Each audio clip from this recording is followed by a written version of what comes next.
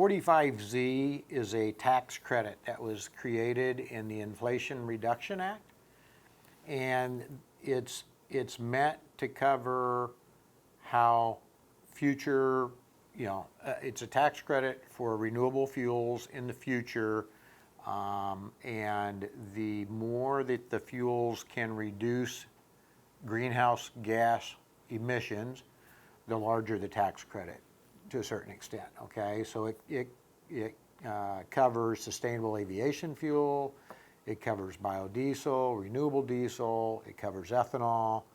So it's kind of one tax credit that is meant to kind of cover everything.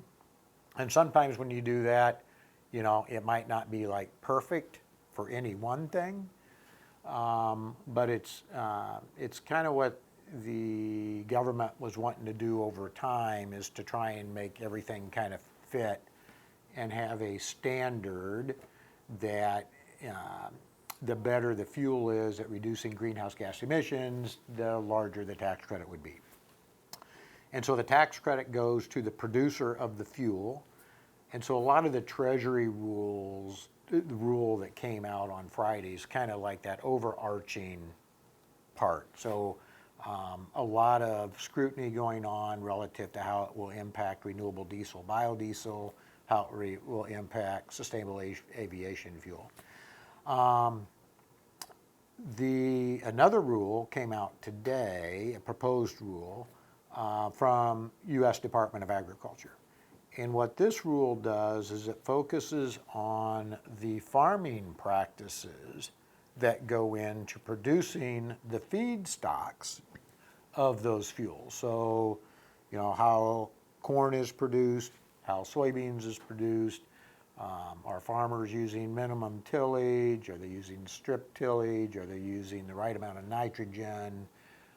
Cover crops, a lot of discussion about cover crops. And so this rule today as a proposal will replace the 40B rule that came out last spring. And what that rule did was something similar, but it bundled all of these different practices into one. So a farmer had to do all these practices instead of kind of doing a smorgasbord of different practices that work for their farm, versus having to do something that some work for their farm and some that aren't so good necessarily that work as well on their farm. So that's a really good thing that came out in this rule. Now this rule is like 80 pages, so there's a lot of detail in this rule. And so at a really high level, what this will do over time is provide hopefully the ethanol plant in our case will want farmers to produce corn, or will reward farmers that produce corn using these farming practices that have produced the corn with producing lower greenhouse gas emissions as part of that production process. And as that corn goes through that ethanol plant and produces ethanol, the ethanol plant is able to submit the data to Department of Treasury and receive a tax credit, which then would flow back from the plant to the farmer, rewarding the farmer on doing these practices. So it has never been done before, and so something that's significant about this rule is to have a tax credit that is encouraging farmers to use these practices. So even though there's some things in the rule that are maybe onerous or we'd be in disagreement, if we kind of step back and look at it from an overarching standpoint, there's a real value in the government, IRS, Department of Ag, recognizing these farming practices now can play a role in this whole climate discussion. And so up until now, there was kind of a discussion, but there wasn't a recognition of the role that farmers could play. This proposed rule begins to lay the groundwork for that. As someone who raises corn and someone who works with all of the corn leadership in Illinois, is this something that is plus, a minus, something that's halfway in between? How would you characterize this basket full of regulations? Yeah, so again, this is probably going to be more complicated than what we'd like. There's probably going to be details in it. In fact, we know there right now there's details in it that we think it could be done better, but this rule is going to go through a comment period, so we have the opportunity to submit comments and say that. One thing in particular, we would, the way the rule is set up, only the farmers who produce corn that goes to an ethanol plant can benefit from this. And there's other ways that the system can be done where all farmers could participate if they wanted to and receive a benefit without their corn physically having to be the corn that goes to the ethanol plant to produce ethanol. And so all farmers could benefit if they wanted to. And so this kind of limits who can participate and who doesn't. We're trying to understand, there's farmers that deliver to an elevator and part of their corn goes to an ethanol plant and part of their corn goes to the export market. Well, then how do you divide that corn? This went this way and this went that way, because only the corn that goes to the ethanol plant can participate, and that's assuming the corn was grown with these farming practices. So those are kind of the details that we'll be commenting on. But from a really big picture, there's been quite a debate probably over the last several decades on, can farmers produce corn sustainably? Well, we believe corn is produced sustainably. We think over time we can produce it even more sustainable than what we are now. We think that farmers can play a role in the whole climate discussion. This begins to acknowledge that farmers can play a role in that, and it begins to lay out a set of guidelines on how that's going to work, and now it's kind of dealing with the details of the guidelines. As we get a new administration in that is more interested in petroleum than biofuels, is this going to go anywhere, or is this probably going to die on the vine? So that's a really good question. We'll probably know a lot more as we get into April, May.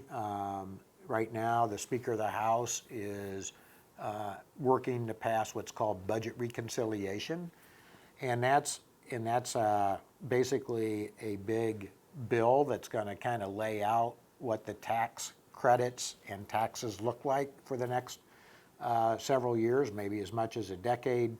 And so that discussion will be part of this discussion that's going to happen in Congress here yet this spring.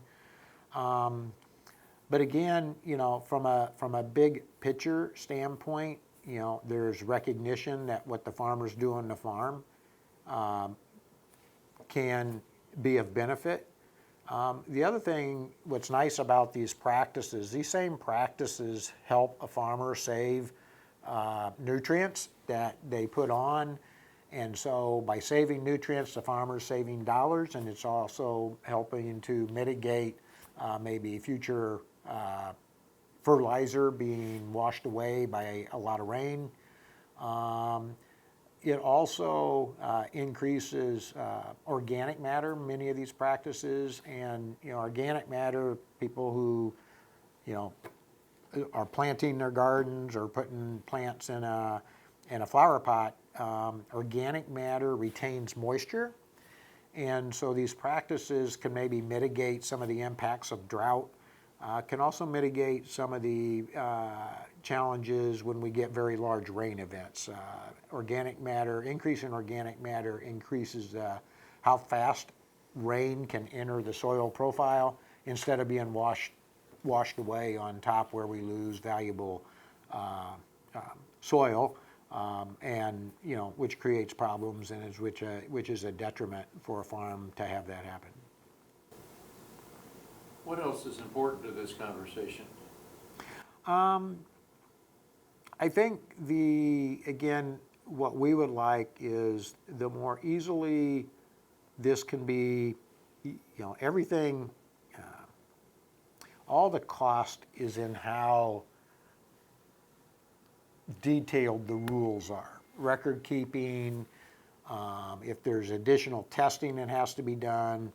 And so all that adds cost to this. And so trying to strike the balance between having enough verification, measurement of impact versus something that becomes so much that the farmer chooses not to even participate just because of the time it takes, and if you have to hire consultants, just how much that takes away from the farmer's income. And right now, as many people know, we're in probably the next thing to an ag recession right now. John Deere, others don't lay off people if they want to. Farmers are not buying equipment. Farmers are not buying a lot of things that just a few years ago they were, because the income's pretty tough right now and probably will be tough for the next year or so. And so these practices are going to have to be done in a way that they for sure don't cost money, and that there's enough value coming back to the farmer that the farmer would even want to do it in the first place. Because right now the farmer doesn't have an extra dollar in their pocket for an expense that they don't know what the value of that is. So it's coming out maybe at kind of a tough time from an ag economy standpoint, but it's something that I think you'll see the ag industry, the farm community kind of build on over the next decade. I'm sure Illinois corn growers will probably